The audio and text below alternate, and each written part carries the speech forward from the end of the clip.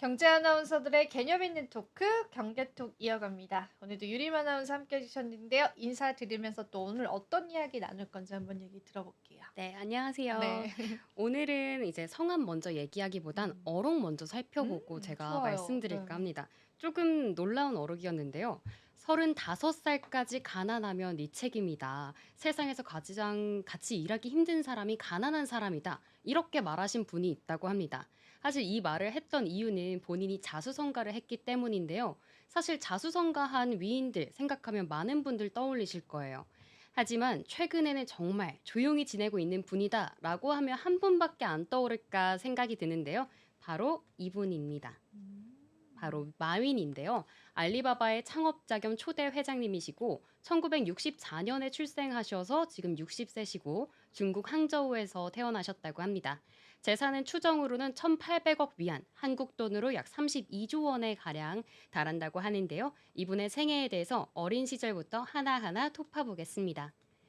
먼저 사진 속에서 좌측에 있는 분이 어린 시절 사진인데요. 누가 봐도 마인 같은데요? 너무 미니미 같지 않나요, 네, 지금은? 너무 신기한데요? 그쵸? 네. 이때 사진만 봐도 마인인데 이때 자수성가라는 키워드를 알 수 있듯이 사실 마인의 유년 시절은 좀 평탄치 않았다고 합니다. 마인은 가난한 경극 배우의 아들로 태어났는데요. 엎친 데 덮친 격으로 마인이 태어난 지 2년 뒤에 이 문화 대혁명이 일어나서 경극 배우들이 일자리를 잃게 되었다고 합니다. 그래서 안 그래도 이제 가난한 살림이 더 가난해졌다고 합니다. 그때 마인에게 위로를 주었던 건 다른 사람도 아니고 영어가 위로를 주었다고 하는데요. 이때 당시에 영어에 되게 흥미가 있던 마인은 매일매일 자전거를 타고 27km를 달려서 호텔로 갔다고 합니다. 호텔 온 외국인들에게 좀 말을 걸면서 영어를 배우고자 하는 바가 컸다고 하고요. 이때 영어와 관련된 좀 웃기면서도 슬픈 이야기 하나가 있는데요. 아버지가 조금 많이 폭행과 이제 폭언을 했다고 합니다. 그때마다 영어를 중얼중얼 거렸다고 해요. 이 아버지가 못 알아듣기 때문에 그러네요. 영어로 말을 네. 하면 좀 반항심도 있고 반발이 되지 않을까 했는데 나중에는 우스갯소리로 "아버지 덕분에 영어 실력이 는 것 같다." 이렇게 말씀을 하셨다고도 합니다. 근데 여기까지만 얘기하면 마윈이 되게 학구열이 뛰어나고 모범생처럼 보이잖아요. 하지만 영어만 그랬고 나머지 성적은 좀 처참했다고 합니다. 특히나 약간 수포자라고 할까요? 수학을 많이 못했다고 하는데요. 고등학교 시절에는 31점을 받아가지고 고등학교 입학 시험을 2번이나 치르게 되고요. 대학 입학 시험도 수학이 발목을 잡아서 삼수나 했다고 합니다. 그래서 이때 또 약간 슬픈 일화를 하나 설명하자면 대학 입시에서 실패를 하고 나서 '아 마위는 대학이 내 길이 아닌가?' 하고 돈을 벌려고 이 호텔 웨이터에 지원을 했다고 합니다. 사촌과 함께 지원을 했는데 이때 호텔 웨이터에 떨어지게 됐는데요. 그 이유가 호텔에서 너무 마르고 조금 키가 작아서 "우리 호텔에서 조금 비주얼적으로 안 될 것 같다."라는 말을 들었다고 해요. 그때 조금 상심을 했을 것 같은데 그래도 다행히 이 대학에서 결혼이 좀 생기면서 이 대학에 들어가게 됩니다. 바로 항저우 사범대학교고요. 또 영어 교육과를 가게 됩니다. 이 말만 들어도 영어에서 되게 특출난 능력이 있었던 것 같고요. 실제로도 대학생이 되고 나서 영어 성적이 매우 좋았고 또 뛰어난 리더십 덕분에 그 안에서는 학생연맹 회장직까지 맡았다고 합니다. 뭐 이렇게까지 보면 되게 가난했던 집안에서 영어로 좀 부상을 하고 대학도 잘 가서 앞으로 인생이 좀 평탄하지 않을까 생각이 들 것 같은데요. 마윈도 이 취업 바닥에서는 어찌할 도리가 없었나 봅니다. 이 사범대학교를 졸업한 후에 31개나 되는 회사에 지원을 했는데 이때 KFC도 들어가 있지만 다 이제 떨어지고 만다고 합니다. 그때 한 달에 12달러라는 정말 적은 임금을 받고 영어 학원에 들어가게 되는데요. 그때 당시 사진이 저 사진입니다. 영락 없는 음, 교사 같지 않나요? 그렇네요. 그쵸? 지금의 네. 회장님과는 다르게. 네. 근데 이때 인기가 어마무시했다고 해요. 음. 또 어딜 가도 좀 탑을 찍으려는 그런 열성이 있었던 건지 저기서도 영어 공부를 정말 열심히 해서 인기를 끄는 인기 강사였다고 합니다. 저 때 당시에 좀 더 큰 꿈을 펼치기 위해 영어 강사를 하면서도 하버드 경영대학원에 10번이나 지원을 했는데요. 이때도 다 떨어졌다고 합니다. 제가 봤을 때는 영어 실력도 있고 이제 경영을 하는 눈은 있는 것 같은데 이 대학 입시호는 딱히 없는 것 같아요. 이쪽에서는 두각을 내지 못했습니다. 하지만 결과는 실패였고 계속해서 강사 생활을 이어가게 되고요. 그러다 1992년 영어 강사로 일하는 동시에 하이보라는 이름의 통역회사를 창업하게 됩니다. 물론 이때도 이 통역회사는 잘 안 됐지만 말이죠. 통역회사는 말아먹었지만 얻은 거는 있었다고 합니다. 그때 당시에 친구들과 함께 미국 출장을 가게 됐는데요. 처음으로 인터넷을 접하게 됩니다. 인터넷 서버에 검색을 할 수 있다는 거에 좀 놀라움을 발견하고 처음으로 검색한 단어는 바로 맥주였다고 하는데요. 너무 인간적이지 않나요? 네. 근데 맥주를 검색하면 정말 다양한 정보들이 많이 뜨잖아요. 그래서 이제 중국어로도 검색을 했다고 합니다. 하지만 중국어로는 뜨는 게 아예 없었다고 하는데요. 아무래도 중국 당국이 인터넷과 같은 신문물에 좀 폐쇄적이다 보니까 이런 데이터들이 축적되지 않았던 것 같습니다. 이런 걸 보고 마위는 이거를 좀 파봐야겠다. 인터넷 시장에 진출해야겠다라고 생각을 했습니다. 그렇기 때문에 이제 친구들과 함께 중국 최초의 인터넷 회사 차이나 페이지스를 설립하게 됩니다. 근데 차이나 페이지스를 설립하고 바로 성공한 건 아니었고요. 자금난에 시달리게 됩니다. 그래서 1998년에 자금난에 시달리다가 중국 정부의 눈에 들어왔나 봅니다. 스카우트를 받아서 대외 경제무역 합작의 공무원이 되기도 했습니다. 하지만 이마저도 쉽지 않았는데요. 마윈과 팀원들은 중국 정부기관이 만든 첫 웹사이트, 이곳에서 온라인 중국 상품 거래를 제작하는 임무를 맡았는데 이때도 중국 공공기관의 이 특성상 규제와 간섭이 매우 심했다고 했고요. 또 모든 성과들이 중국 경제무역부 간부들의 이름으로 돌아갔다고 합니다. 이 때문에 마윈 입장에서는 조금 반발심도 있었을 것 같고 내 사업을 키워나가야겠다는 생각들이 많이 들었을 것 같아요. 그러면서 1999년에 공무원에 퇴직을 하게 되고요. 이때 만든 것이 여러분 모두 아시는 이 회사입니다. 알리바바를 이렇게 만들었다고 해요. 여러 번의 사업 실패와 이런 중국 정부와 간의 갈등 끝에 만들었다고 보시면 될 것 같은데요. 알리바바 역시도 처음부터 좀 호화스러운 회사는 아니었습니다. 허름한 아파트에서 인터넷 회사를 다시 만든 것인데요. 좁은 아파트에서 18명의 친구들, 자신의 아내까지 포함해서 만든 회사인데 이때 마위는 자기가 이제 이겨야 되는 시장은 중국 시장이 아니다. 나는 미국의 실리콘밸리 시장을 이겨야겠다라는 말을 하면서 직원들에게 열심히 일을 하라고 조금 채찍질을 했다고 합니다. 당시 말을 했던 거는 실리콘밸리 사람들보다 더 열심히 하기 위해선 남들처럼 8시 출근해서 5시에 퇴근하는 게 아니라 계속해서 일을 해야 된다고 좀 굴렸다고 합니다. 만약에 그렇게 해이한 정신력을 갖고 있거든 지금 나가라라고 말할 정도였다고 합니다. 근데 사업 초기에는 이제 허름한 아파트만큼 자금난에 시달렸다고 해요. 아파트 단지를 돌아다니며 꽃바구니를 좀 배달하기도 하고 이런 돈으로 충당을 하려고 했습니다. 사실 알리바바라는 이 사업 계획을 듣고 투자하려는 회사들도 있었긴 합니다만 이때 당시에는 허무맹랑하게 너무 적은 돈을 제안을 해서 이 마윈이 거절을 했다고 합니다. 네, 이때 눈에 든 사람이 있는데요. 바로 어제도 등장했던 두 인물입니다. 어제 저희가 손정희 회장님 다뤘거든요. 이때 처음에부터 손정희 회장님과 컨택이 된 건 아니고 왼쪽에 계시는 야후의 제리 양님과 먼저 인연이 닿게 돼요. 근데 이때 당시에 야후 창업자 제리 양이 이 아시아권에 있어서 많은 알선을 좀 했다고 합니다. 그렇게 통해서 소프트뱅크의 손정희 회장이랑 연락이 닿게 되고 손 회장님이 이 알리바바의 사업 계획을 듣고는 2천만 달러를 투자하겠다. 이 파격적인 결정을 내리게 됩니다. 이후에 손정희 회장의 말을 들어서일까요? 골드만삭스도 500만 달러 투자를 제의하면서 순식간에 2,500만 달러의 투자금을 유치에 성공합니다. 이렇게 2001년 알리바바는 손익분기점을 넘기기도 했는데 이때 또다시 적자를 모면하게 됩니다. 이게 맞게 됩니다. 그래서 재정난으로 한 사업부의 직원들을 전부 해고하는 어려움도 있었다고 해요.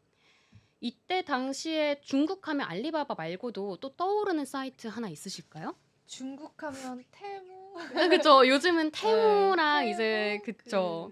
그 까먹었다. 그죠? 테무랑 알리바바 그리고 어디 말씀? 이때 당시에 사실 들으면 하실 텐데 어. 바로 이베이를 좀 이겨야겠다. 이베이. 네. 그때 당시에는 그렇게 생각을 했던 것 같아요. 중국 이커머스 시장을 장악을 했었는데 이때 마윈은 이베이를 이기기 위해서 중국 현지 시장에 조금 어두웠으니까 이베이 약점을 집요하게 물고 뜯고 납니다. 이때 수수료 무료라는 파격적인 무기를 들고 나왔는데요. 공격적인 마케팅을 진행한 덕분에 2007년에 이 타오바오의 중국 전자상거래 시장 점유율은 80%에 육박을 했고 이베이는 이 쫓겨나듯이 중국 시장에서 발을 빼게 됐다고 합니다. 이후에는 알리바바는 계속 승승장구를 했는데요. 2014년에는 사진에서 보이시는 것처럼 뉴욕 증권거래소에 상장하는데도 성공을 했습니다. 그때 근데 중국 공산당이 사실 마음에 들어하지 않았을 거 아니에요. 그쵸, 뉴욕인데, 그쵸. 그쵸? 당시에도 이제 마윈에게 왜 해외 나가서 상장을 하느냐, 국내에도 이제 상장할 수 있는데 왜 외국에 돈을 벌어다 주느냐 하면서 탐탁지 않아 했다고 합니다. 하지만 이에도 불구하고 마윈은 꿋꿋하게 뉴욕 거래소에 상장을 했고요. 알리바바를 성공적인 세계적인 기업으로 키워냈고 자선가로도 활발하게 활동을 했다고 합니다. 이때 마윈은 뭐 수질, 대기질 개선 프로젝트, 시골 학교의 기부금 투척 이런 것 같은 선행을 베풀었는데요. 이렇게 마윈의 성공 스토리 그리고 자선까지 보면서 중국 사람들이 사실 마윈을 신격화할 수밖에 없었을 것 같아요. 음. 좀 돈의 신이다라고 하면서 마윈 사진을 걸어두고 기도까지 했다고 합니다. 음. 근데 사실 이렇게 마윈이 승승장구하지만 중국 정부가 이야기가 안 나올 수가 없는 게 그쵸. 조금 시진핑 입장에서는 사람들이 음. 너무 믿고 따르고 계속 잘 나가는 모습이 탐탁지 않아 했을 것 같아요. 이런 노이즈가 계속 나오다가 마윈이 2019년 9월에 이사회 의장직을 사퇴하게 됩니다. 이때 올라왔던 분이 사진에 띄워드리는 장융이라는 분인데요. 이분 같은 경우에는 2007년에 알리바바 그룹에 입사를 했고 당시에는 타오바오몰에서 CFO로 이제 일을 하고 계셨다고 합니다. 이 같은 결정에서는 사실 아까 계속 얘기했던 것처럼 중국 정부로부터 사퇴 압박을 받은 거 아니냐는 의문이 제기를 됐지만요. 마윈은 그런 거 없다. 내가 10년 전부터 사임은 좀 준비를 해왔다라고 일축을 시켰다고 합니다. 그래서 정치와는 아무런 관련이 없다고 말을 했고요. 사람들이 계속 중국 정부랑 갈등이 있는 거 아니야? 라고 말한 데는 또 이유들이 사실 많습니다. 한 가지 이유를 들자면 2015년부터 중국 국무원 산하의 국가공상행정관리총국은 알리바바를 짝퉁 판매 플랫폼이라고 낙인을 찍었다고 합니다. 이렇게 이례적으로 국내 기업이면서도 공개를 한 건데요. 당시에 마윈은 당국을 찾아서 직접 해명을 하기도 하고 백서를 쓰는 성의까지 보였다고 합니다. 그렇게 사태 확산을 막기는 했으나 중국 당국과 마윈의 관계가 좀 소원해졌다는 평가들이 팽배해졌고요. 이런 상황에서 마윈이 기습적으로 은퇴를 하니까 진짜 둘 간에 문제가 있는 게 확실하다 하고 방점을 찍게 됩니다. 네, 지금 소개해드린 이것도 있지만 조금 더 큰 문제들이 있어서 그걸 이슈로 가져와 네. 봤거든요. 일단 생애는 한 요 정도에서 정리를 네. 하고 이따가 이슈를 한번 짚어볼까 어. 합니다. 근데 일단은 자수성가적인 네, 면모가 굉장히 눈에 띄는데 그쵸. 일대기를 딱 봤을 때 어떤 점이 이 사람 성공으로 이끈 것 같아요? 일대기를 봤을 때는요. 일단은 도전적인 성향이 아무래도 음. 있는 것 같습니다. 사실 제가 조사했던 분들 중에서는 워낙 뭐 부모님이 먼저 지원을 해주시거나 맞아요. 교육열이 금수저도 세거나 있고. 맞아요. 아니면 태어나기를 천재로 맞아요. 태어난 분들이 많은데 사실 마이는 그런 것 같진 않거든요. 뭐 음. 수학도 그렇고 그럼에도 불구하고 좀 세상을 넓게 보고 관심을 갖는 점이 좀 변화를 시킨 것 같습니다. 음. 또 앵커님 같은 경우에는 어떻게 보셨나요, 마윈을? 저는 네. 맞아요. 그 도전 정신도 그리고 열정적인 부분들도 되게 중요한데 영어를 잘했던 게 아, 그 시각을 키워줬던 것 같아요. 그 그쵸. 언어를 배우면 이제 물론 뭐 중국이 뭐 시각이 좁고 뭐 음, 영어권이 시각이 높다 이런 건 아닌데 그래도 이제 글로벌적으로 조금 가장 좀 앞서가고 있잖아요. 미국이나 영어권 쪽이 물론 영어권이라고 다 그렇진 않지만 음, 근데 일단 언어를 배우다 보면은 그쪽의 문화를 흡수를 하게 되잖아요. 근데 중국 내에서도 영어를 거의 독학이지 않았어요? 네, 맞아요. 그쵸. 그렇게 배워가면서 그 생각 자체가 많이 그 좀 트이지 않았을까? 만약에 뭐 오, 사시는 지역도 좋지도 않았고 중국 내에 있었기 때문에 거기에 계속 살았고 부모님의 어떤 음, 바운더리나 생각 안에 있었다면 생각도 되게 갇혔을 수도 있는데 네. 창업도 하게 되고 뭐 영어 쪽으로의 특화도 계속 보였던 그런 것들도 분명히 좀 도움이 됐던 부분도 있는 것 같아요. 생각을 해보면 다 좀 깨어있는 분인 것 같은 게 음. 보통 이제 중국 정부가 규제가 심하니까 거기서 좀 쫄고 이제 맞아요, 도전을 안 할 맞아요. 수 있는데 이런 것들 다 타개해 나가는 것 그쵸. 같기는 그런 합니다. 것들. 사실 개인이 중국 정부 상대로 이렇게 음. 다른 행보를 걷기가 쉽지 않은데 맞아요. 지금 소개해드린 이슈들도 좀 다른 행보 음. 때문에 겪은 것들인데 하나씩 한번 소개해 볼까요? 네, 좋아요. 그럼 이어지는 내용 바로 한번 들어보겠습니다. 네, 바로 소개해 보자면 지금 이 그림 보이시는 것처럼 시진핑과 마윈 두 사람이 있습니다. 이때 엔트그룹 IPO 막아라, 알리바바 단독점 조사해라, 마윈 TV 프로그램에서 이제 보이지 말라 이런 말들을 했는데 이 포인트들 하나씩 짚어보겠습니다. 첫 번째는 말씀드렸던 것처럼 엔트그룹 관련된 소식인데요. 알리바바 그룹의 성장세 제동이 2020년 10월에 이 때문에 걸렸다고 합니다. 마윈이 한 포럼 기조 연설에서 중국 금융당국은 담보가 있어야 대출을 해주는 전당포 영업에서 벗어나지 못하고 있다면서 중국 정부와 금융당국을 비판한 적이 있습니다. 당시에 엔트그룹은 상하이와 홍콩 증시 상장을 한 달 정도 앞둔 때였는데요.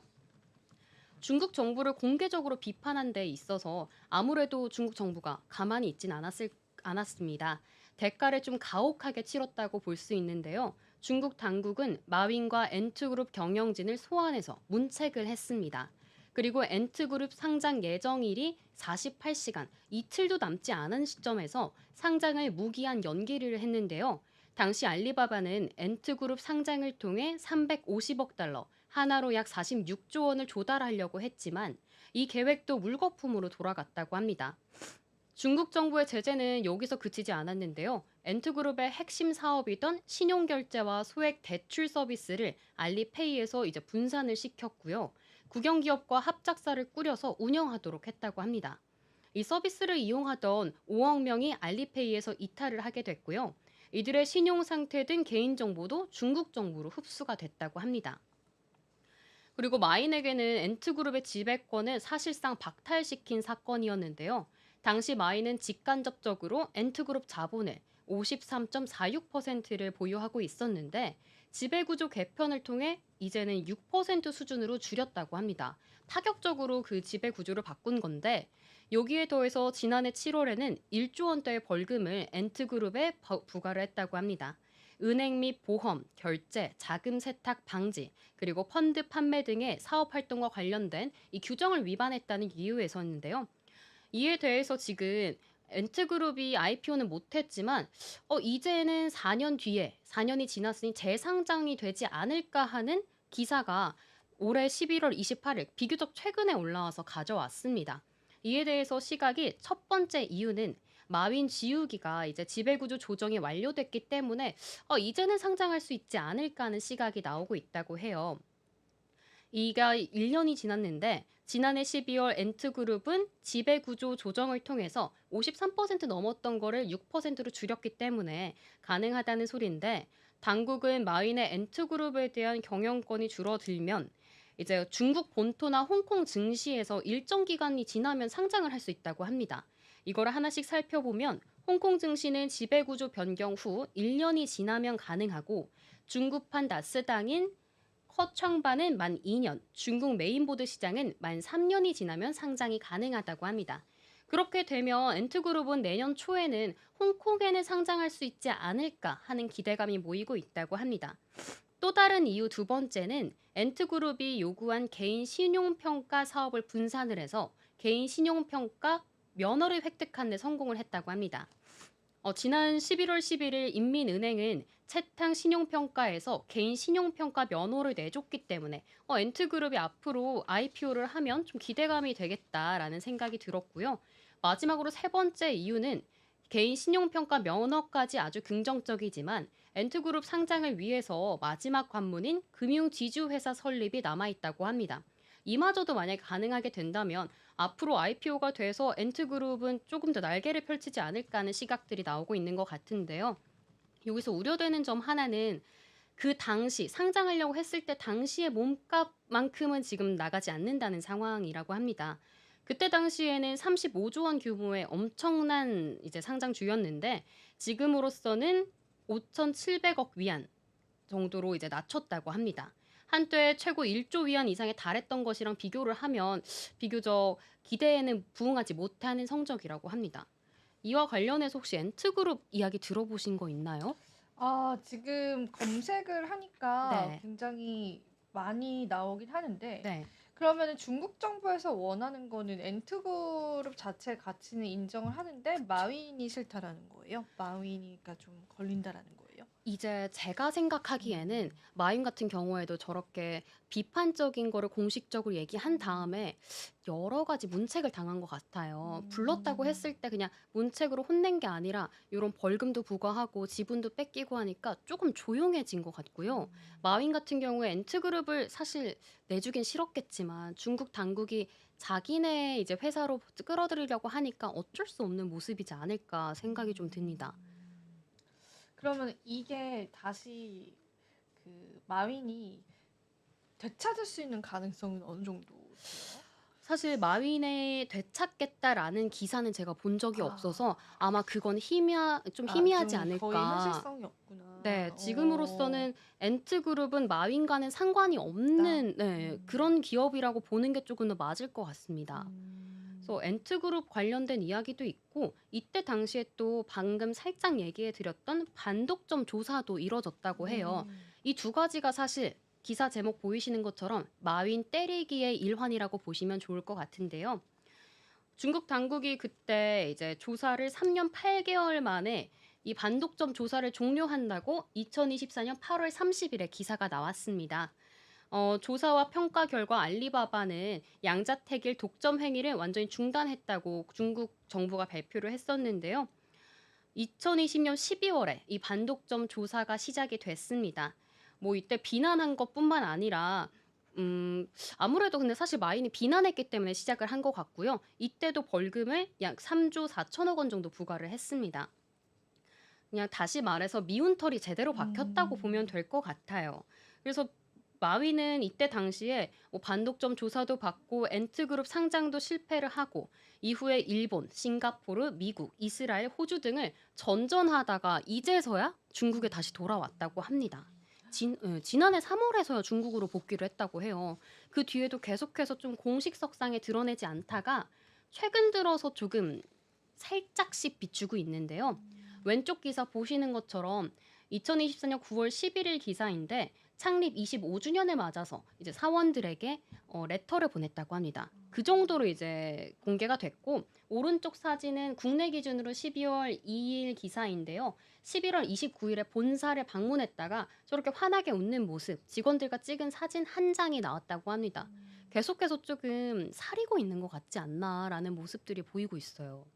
이게 중국에서 잡아가거나 그랬던 거는 아니었죠. 그죠? 그냥 이제 좀 네. 배회를 하다가 주변국을, 그쵸? 네네.